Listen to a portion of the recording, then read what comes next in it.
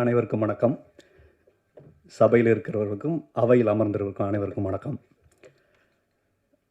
21ஆம் தேதி audio launch அப்படிங்கிறது மாதிரி சொன்னாங்க. திடீர்னு 19 மாற்றி வச்சுட்டாங்க. ஆனால் 15ஆம் தேதியே 19ன்னு முருகானந்துக்கு சொல்லிட்டீங்கன்னு நினைக்கிறேன்.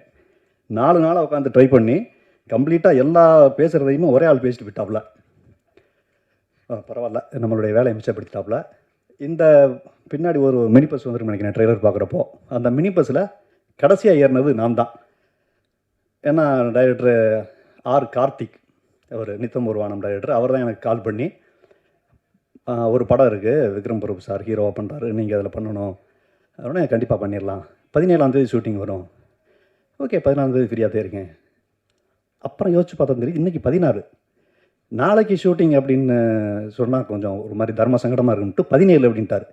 அப்புறம் உடனே கிளம்பி போய் அந்த ஷூட்டிங்கில் கலந்துக்கிட்டோம். ஆர் கார்த்திக் வந்து ஃபோனில் 2 தடவை பேசியிருக்காரு. மற்றபடி இந்த ஷூட்டிங் ஸ்பாட்டில் ஒரு நண்பர் முருகானந்தம் உட்பட யாரையுமே நான் பார்த்ததே கிடையாது. டெக்னீஷியன் யாரையுமே தெரியாது.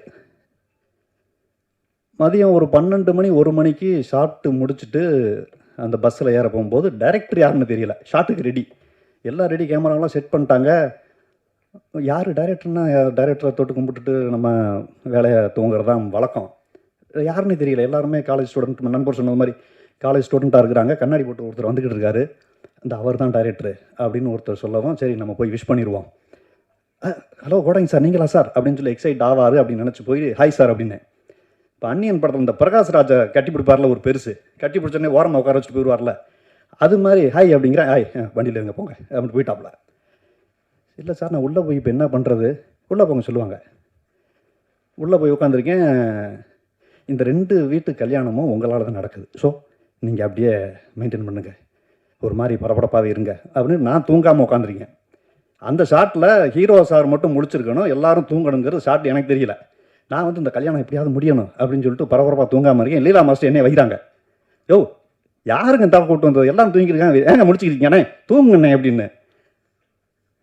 அன்னைக்கு ஆரம்பித்த திட்டு ஒரு 3 நாள் தொடர்ந்து அதை தனியாக ஒரு படமாகவே எடுக்கலாம். எங்கேயா ஆல்ரெடி முதல் சீன் 2 சீனை கட் பண்ணிட்டு தான் 3ஆவது சீனுக்கு ஜம்ப் பண்ணேன். நான் ஒரு படமாகவே எடுக்கலாம் அந்தளவுக்கு.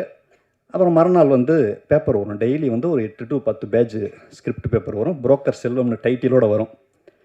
அதை திறந்து பார்த்தா அடடே ராமுவே வந்துட்டாரே அப்படிங்கிறது மாதிரி ஒரு டைலாக் இருக்கும் 8 பேஜில் செல்வம். சரி ஓகே, இன்னைக்கு மறுநாள் வந்து வாராமு இப்படி மட்டும் இருக்கும். 3ஆவது நாள் வந்து இந்த சண்டை கலைபரத்தில் செல்வம் நின்று கொண்டிருக்கிறார் அப்படின்னு இருக்கும்.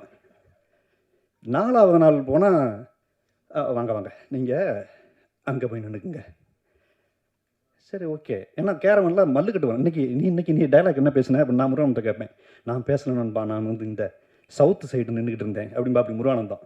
நான் மேற்க நின்றுருந்தேன். எல்லாரும் அவங்களே பேசிக்கிட்டு இருப்பாங்க. 5ஆவது நாள் நான் மைண்ட் செட் ஆகிட்டேன். சார் நீங்கள் வந்து எங்கே நிற்கணும், இந்த அங்கே நின்றுங்க. இப்போ நீங்கள் வந்து ஃபுல் அப்சர்வேஷன், ஓகே கம்ப்ளீட் அங்கே நடக்கிறத நான் பார்த்துக்கிட்டு இருக்கேன், அவ்வளோதானே, சூப்பராக பண்ணிடலாம் அப்படின்னு சொல்லிட்டு பண்ணோம். அப்படி ரொம்ப கஷ்டப்பட்டு பண்ண படம் அது. தொடர்ந்து அதுக்கப்புறம் படம் முடியும் பொழுது ஒரு ஒரு நல்ல ஃப்ரெண்ட்ஷிப் இந்த படம் மூலமாக எனக்கு என்ன கிடச்சிச்சு அப்படின்னா, ஒரு நல்ல ஃப்ரெண்ட்ஷிப் கிடச்சிச்சு. யாருன்னே தெரியாத ஒரு குழுவில் போய் கடைசியில் இப்போ டெய்லி ஒரு தடவை கூட ஒரு நாள் பேசாமல் இருக்க மாட்டோம். அந்தளவுக்கு ஒரு ஹெவி ஃப்ரெண்ட்ஷிப் உருவாயிருச்சு. என்ன பேச ஆரம்பித்தாலும் நண்பர் முருகானந்தம் சொன்னது மாதிரி அப்படின்னு தான் ஆரம்பிக்கணும். ஏன்னா எல்லாத்தையும் பேசிட்டாப்ல இருந்தாலும். ஸோ அது மாதிரி ஹீரோ சார், அந்த ஹீரோ அப்படிங்கிற ஒரு துளி கூட எந்த மந்தாவுமே கிடையாது. ரொம்ப நமக்குமே எடுத்து கொடுப்பாரு நிறையா. ஹீரோயின் ஷார்ட் முடிஞ்சோடனே கம்ப்யூட்டரில் போய் நம்ம நோண்டிக்கிட்டு இருப்பாங்க, அது என்னன்னு தெரியாது. கேட்டால் அதுக்கப்புறம் ஐடியில் ஒர்க் பண்ணுறதா சொன்னாங்க. பட் கட் பண்ண இங்கே வந்த உடனே டக்குன்னு அந்த கேரக்டராக மாறிடுவாங்க. அப்புறம் அருள்தாஸ் அண்ணன், அவர் மைக் செட் சித்தன், அப்புறம் நிறைய அந்த அம்மாக்கள்லாம் அவங்க பேர் தெரியல, சாரி. எல்லாருமே சொன்னது மாதிரி ஒரு ஃபேமிலியாக தான் இருந்தோம். ஒரு வழியாக முடிச்சுட்டு ஐயா சான்றோடன் ஐயா அன்றைக்கி இந்த மியூசிக்கில் வந்து படத்தை இன்னும் அடுத்த லெவல் ஏற்றி கொண்டு போயிருக்காரு. ஒரு கேமராமேன் ரொம்ப சூப்பரான ஒர்க் பண்ணியிருக்காரு. அனைவருக்கும் வாழ்த்துக்கள். இப்போது சமீபத்தில் வெளிவந்து அதிரி புதிரி ஹிட்டான GPU மாம்ஸ் வந்திருக்காரு. அவருக்கும் மிகப்பெரிய நன்றியை தெரிவித்து கொண்டு வாய்ப்புக்கு நன்றி கூடி விடைபெறுகிறேன். நன்றி.